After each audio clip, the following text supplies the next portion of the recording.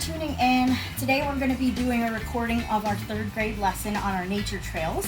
But before we get into that, let's talk about the Solid Waste Authority of Palm Beach County. So, hi again, my name is Dawn Perez. I'm one of the education specialists at the Solid Waste Authority of Palm Beach County in West Palm Beach, Florida. And we are a local government agency that was created in 1975 to manage all of Palm Beach County's waste. That would include your garbage, your recycling, your biosolids, and your home chemicals. Okay, we are a very large county. We are the third largest population-wise in Florida. We have about 1.4 million people that live in Palm Beach County.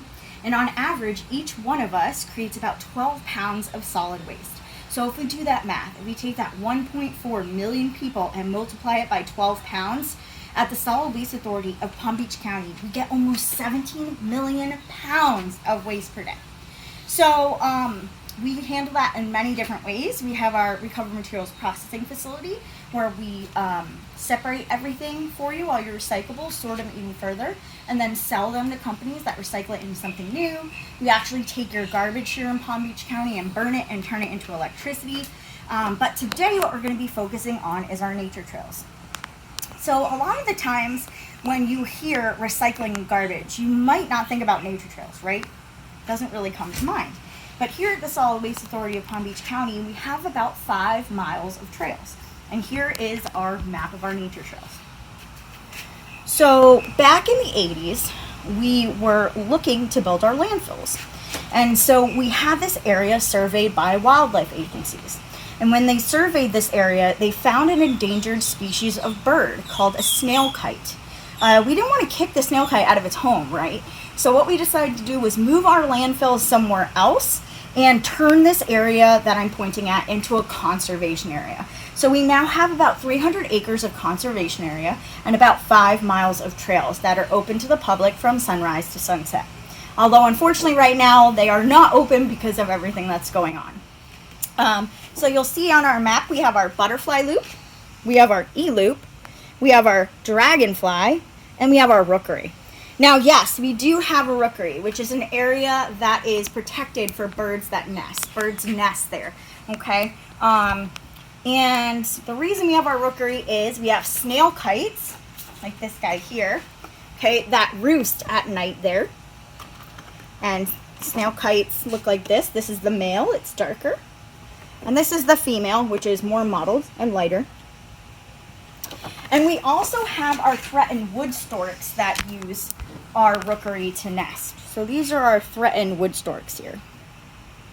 And plenty of other birds use our rookery too, like our roseate spoonbill, okay, and our anhingas.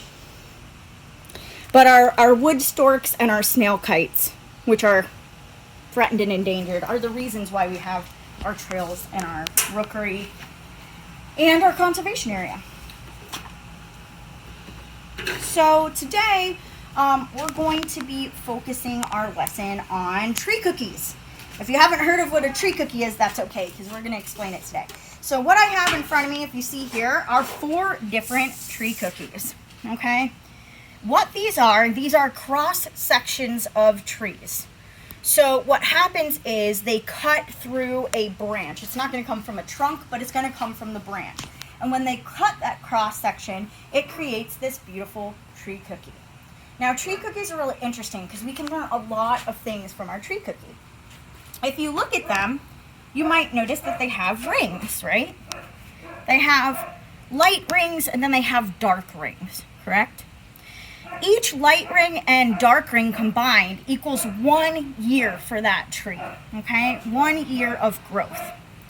So what we're going to do together is we're going to count the rings of this one because this one has a lot less, so it's a little bit easier to count together. So if you look at it, we're going to start from the middle, right? And we're going to go 1. I like to count the dark ones because it's easier.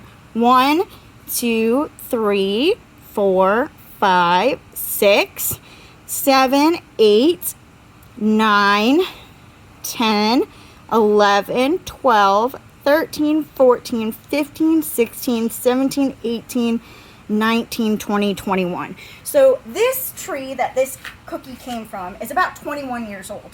These guys are over 25 years old, okay? So you can tell the age of the tree by counting the tree rings. When you look at the tree rings, you can also tell if it's had a good season for that tree, if there was a good amount of rain and nutrients and sunlight, because trees and plants need that to grow, right? They need these resources. And so if we look at the tree cookies, we can see the thickness between those rings. And the thickness tells us how much growth. So this one here grew a lot in its first several years, right? See how thick those rings are? But then as it got older, you'll notice it grew less and less. Okay? So the thickness of those rings tells us how much that tree has grown.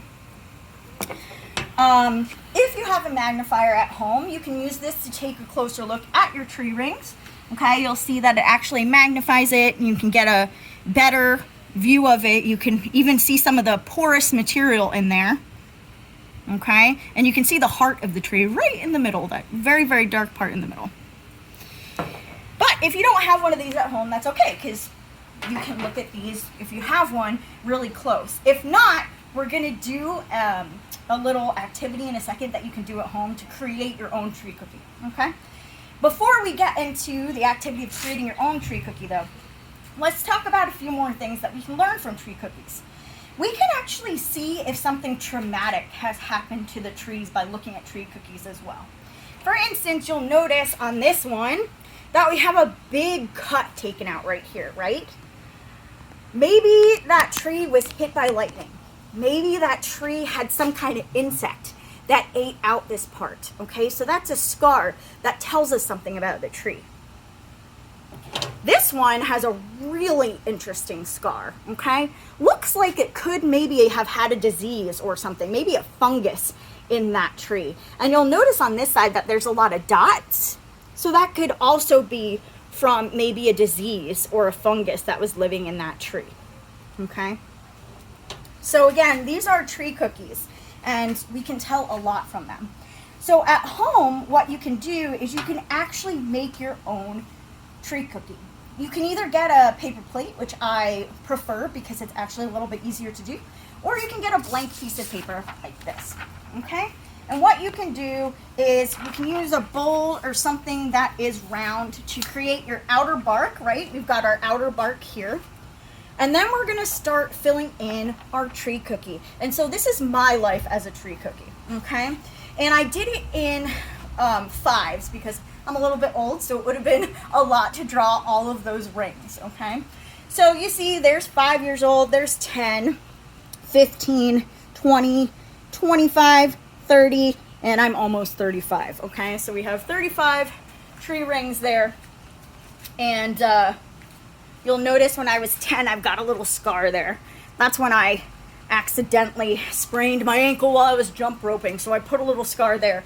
Later in my 20s, I had something a little more traumatic happen, so I've got a bigger scar, okay? So you can actually create your own life as a tree cookie at home by doing this. And you can be creative, you can make it different colors, whatever you want to do, but this is a fun activity that you can do at home. So that is my life as a tree cookie. And see, you can actually compare it to our tree cookies.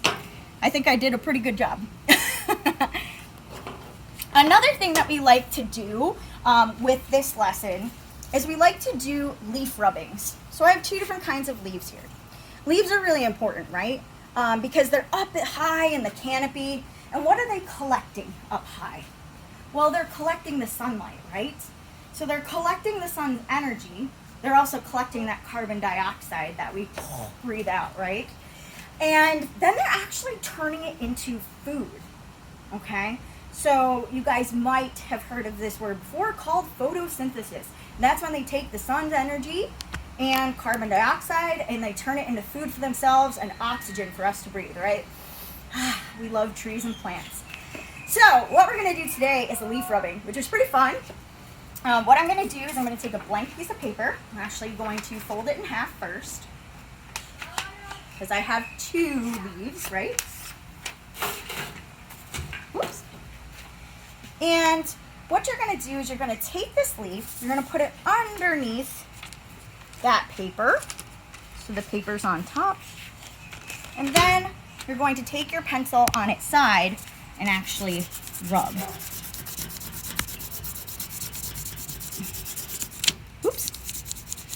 So here we go. Here we get a nice leaf rubbing. We can see that middle vein of that leaf and the stem, which is great, right? So that's one of our leaves. Now we're gonna do a little more complicated leaf. I really like this one. It's gonna come out really cool. Let's flip that paper over. Again, we're gonna put this leaf underneath that paper. Again, hold that pencil to the side, and we're gonna rub.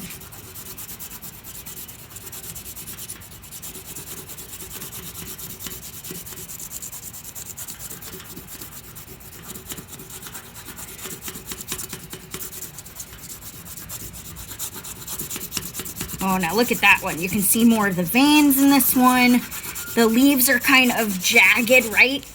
So it's kind of neat because you can compare and contrast these two leaves.